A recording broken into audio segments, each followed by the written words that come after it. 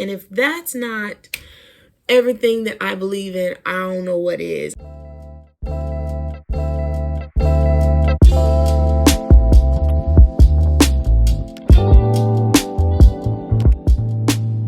Hey everyone, welcome back to my YouTube channel. So if you hadn't noticed, I have actually made a little bit of shift and a change, all with the help of an industry expert, and I have decided to change the name of my platform.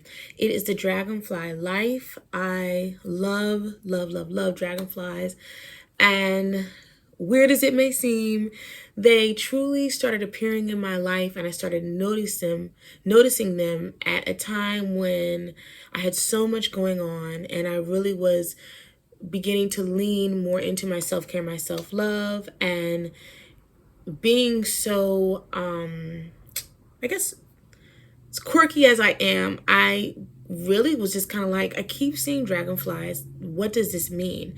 I really wasn't closed-minded to finding answers and symbols and meaning in things around me. And so lo and behold, dragonflies represent all positive things, good luck.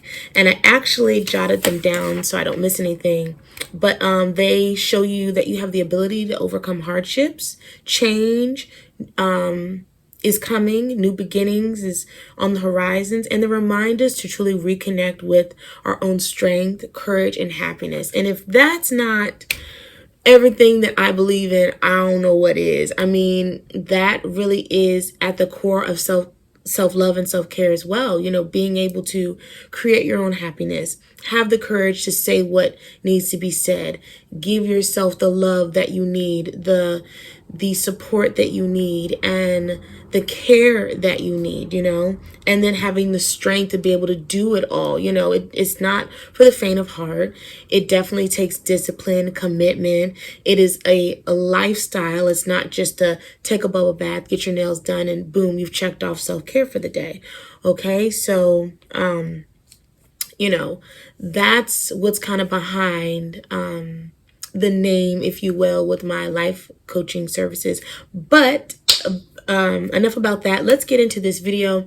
Today I wanted to talk to moms of, well, actually it could be to anyone, whether you have kids or not, but this really is geared toward moms of children that are younger, need more support, need that 24/7, you know, they're not in school yet. You may not even have started daycare for their you know, emotional development and you know, learning how to connect with other kids and give you some free time, sharing and being away from mommy. You know, maybe you haven't decided to do that just yet, but whatever, your kids are at home, they need you, and you're busy, and that takes up majority of your time, and there's no like, okay, start and stop, you know what I mean? It's an all day thing. And so I wanted to check in with you guys and give you guys just a little bit more of an outline of what I did when my girls were younger,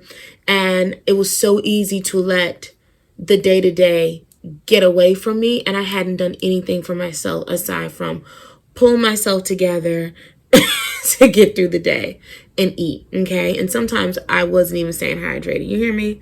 So you're going to look around you. Okay, you're going to ask yourself, how do you feel currently? You're going to look at the time, like, what time is it? And you're going to ask yourself, what have you been doing beyond taking care of your kids? And you're going to answer those questions for yourself. And that's going to paint a picture of where you fit in all that and how you have been putting yourself first and making yourself a priority. If you are human, you have some improvements to be made. That's fine. Don't beat yourself up about it. Don't stress. Don't get overwhelmed. It's okay. You got to know where you're at to know where you're going. Okay? So, and I have my notes here, that's why I'm looking down.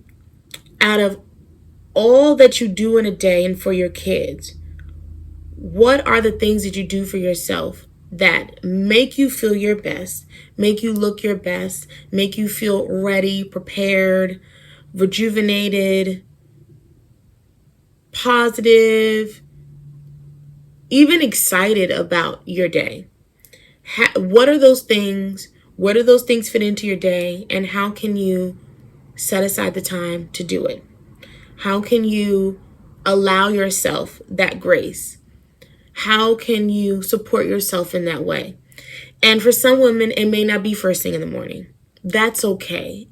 If it's, if it doesn't involve you by yourself with the littles, that's okay.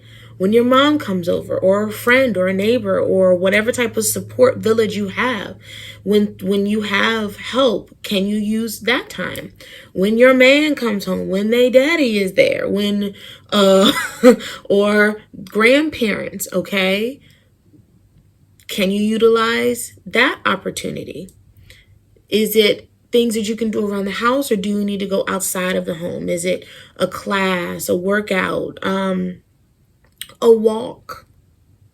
What are the things that you need, and when can you structure in your day to do it? Is it after they go to bed, or is it before they get up in the morning? Is that an option? Then what you're going to do is keep track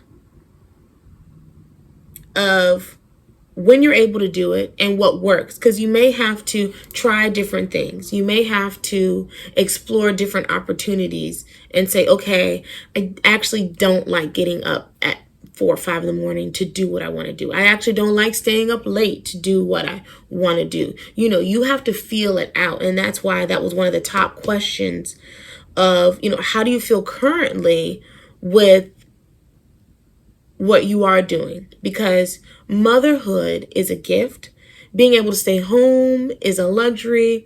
And if you aren't able to enjoy your day to day, there's something wrong with that. You shouldn't feel trapped. You shouldn't feel overwhelmed. Like, okay, let's say you live with your significant other, their father, whoever. He comes home and he's like, what did you do all day? How was your day? And you're just like, oh my God, it was so much. And all I did was take care of these kids. That's not balanced.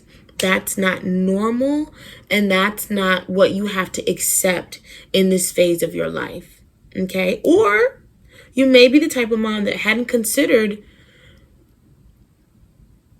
your kids being away from you for a certain amount of time so that you could get things done. There's nothing wrong. And I in the past, I have made comments about daycare and the rigorous schedule and them just being away all day.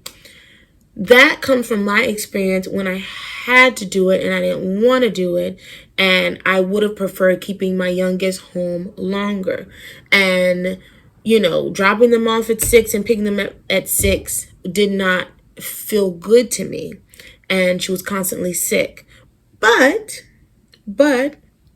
on the flip side of that, easing them in gradually, an hour or two for the socialization, again, for you to have a break. I don't see anything wrong with that. And again, if you guys are transitioning well and you're not, like freaking out because you're away from your little one and you're worried about how they'll communicate, I think 3, 4 is a great age. Personally, for me, because I knew that my daughter could express herself, say yes or no, tell me how she's feeling about something. I also knew that she wasn't going to have separation anxiety. With my first, I did allow her to go for small chunks of time, just a couple times a week, so that she could be advanced and ready for kindergarten. So her reading, her learning her colors and shapes and all those things really prepared her. But at that time of my life, I had the luxury to do that. With my second, I had to work. And I worked at the daycare for a certain amount of time.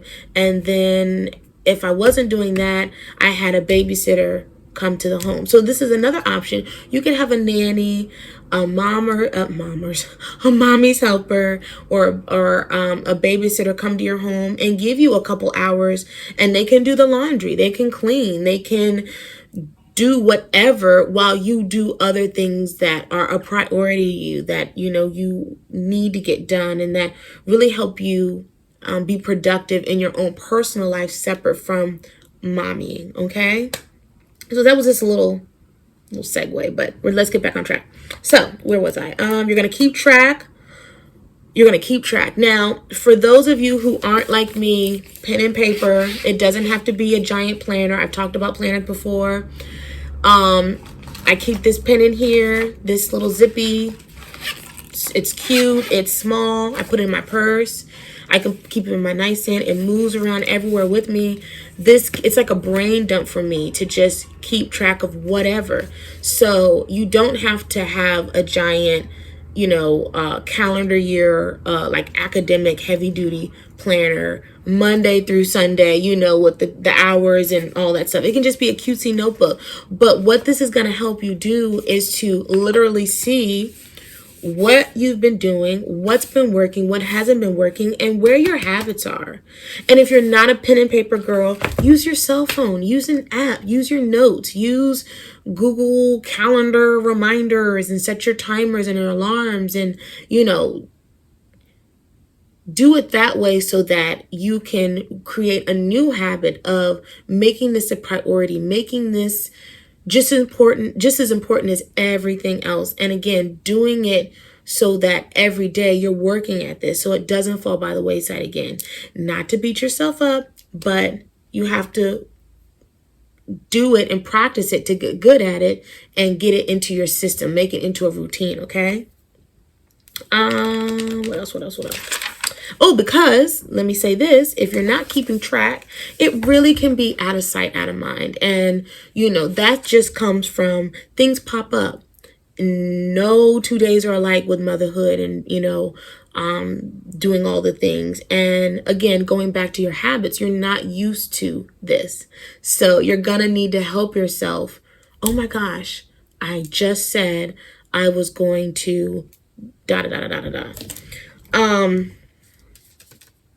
And let's go back to once you decide what you need to do, you want to outline that so that you know the steps to get there. So let's use the example of, all right, you know that it could work that you take your 3-year-old to daycare an hour a day, 2 times a week or whatever. He might even eat snack there and have a nap there. She. Okay. So you're going to, what's the first thing on your list to get that done? Because that may seem like, oh my God, it's such a big thing to take on. No, first you need to know where you're going to take them.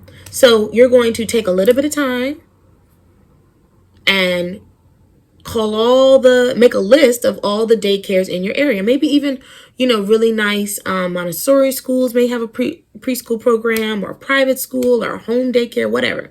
You're going to make a list, okay? You're going to read the reviews. You're going to get feedback and ask questions and schedule your tours. That's your first thing on the list. The next week, you can focus on going and touring the facilities, taking your little in, seeing how they like each place, okay? Then you're gonna have a day where you go, okay, so now you're in your 3rd week, then you're gonna have, so my point is you don't have to overwhelm yourself and get it all done in a week and feel like, oh my gosh, there's so much to do, and then overwhelm yourself with all the steps. You're going to write down an outline for the one goal, break it down into an hour or 30 minutes a day to collect yourself, plan out what you need to do, and then each week, just do one thing at a time. Okay, just one thing at a time. So maybe in a month, after you've called, gotten prices, toured a couple places, and then had a drop-in day where you go and you sit and you see how they interact, you see how the staff is, then you can make a decision, and then by maybe the next month or month and a half, you've started. Then you can sit down and create your wish list of all the things that you're going to do while they're at daycare, or all the things you're going to do while the nanny or babysitter, mommy helper is at your house. And we're not going to do things like make phone calls and do laundry and clean the kitchen. We're going to go back to, what do you need? What is self-care for you? What makes you feel good? What makes you feel rejuvenated, renewed, reset? What do you love to do? Do you have a hobby? Are you, what's your passion project? Or if you just want to take a nap, those are the things you're going to do with this allocated time. We're not trading support and our kids being good with more work and more tasks related to life, okay? We're going to give ourselves permission. We're going to ask for more help. That's another thing I have. Where are you requiring and asking for support and help? You may not even be doing that. Your husband comes in, their dad comes in, and he kicks his shoes off and he sits down, and you let him relax. That's not always fair. Allow yourself the opportunity to give them kids to their grandparents, give them kids to their daddy, give them kids to cousins and other family members that would love to bond with them and spend time with them, and allow you to have a break. Okay. A funny story really quick. I have some cousins and we had a beach day, and the mother was just saying, oh my gosh, this baby, her youngest, was 18 months and she loved the water. And she kept like, oh my goodness, okay, you want to go back to the water? Okay. And because that baby, she could not keep that baby out the waves. So I finally was like, I'll take her. You know, she clearly is having a good time. She's occupied. Take a break. Just go. We had some wine and snacks and food, and we were just, family beach day. And so I was like, just go and just take a moment, and her and her husband, they were like, actually, we're going to go take a walk. And I said, even better. And they walked the beach, and I just loved just her having just a millisecond to do what she wanted to do, and so it's those kind of moments where you might see a mom that could use just a moment, take those opportunities. Don't be like, oh no, oh my gosh, no, don't, she's a lot, she's so busy. No, say yes, receive, take the offer. You know what I mean? Godparents, let's, girlfriends, even neighbors, if you have a good relationship with them, accept the help, okay. Back to the planner thing.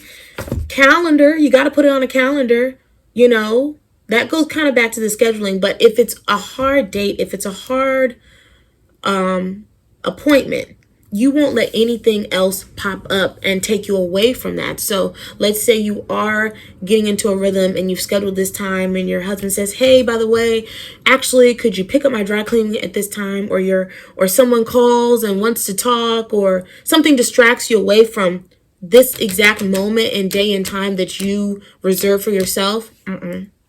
Politely decline. You don't even have to explain anything. Just say, I can do it another time. Not this time. Do not start shifting you around on your calendar. Do not start pushing yourself back as a priority, because it's always going to be something. It's always going to be something for someone else that happens, and we've already got enough of that. Kids can get sick. You can get sick. So making it something that is a non-negotiable in your life, and you respect it like you respect, your schedule. When your boss expects you at 9:00, you respect when your husband says, honey, what time is dinner? When you respect all the other things that, demand something of you, when you start looking at yourself is just as important and just as a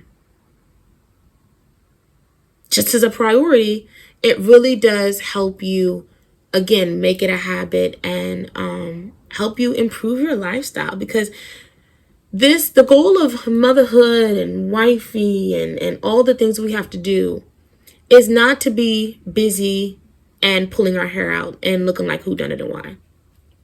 That is not how that's supposed to feel. That's not how it is. I love motherhood. I love my children, but it wouldn't even be fair to me if they ran me into the ground, not intentionally, but if I allowed all the things that I have to do for them just break me down and wear me out. Okay. So this is your sign to start giving yourself permission to schedule it in somehow, some way, day to day, and create the life that you want. Okay. I hope that makes sense. I hope I was able to stay, making it really clear and outlined so that it is bite-sized things that you can implement, that you can actually do. Whether it's I was talking to my sister, she wants to start Pilates, a yoga class, a craft class, an art class, painting, whatever. And again, it may not be anything at all. Maybe you just want to take a nap. Schedule your nap and make time for the things that you love and the things that you need. And thank you for watching. And as always, until the next one, peace. Bye.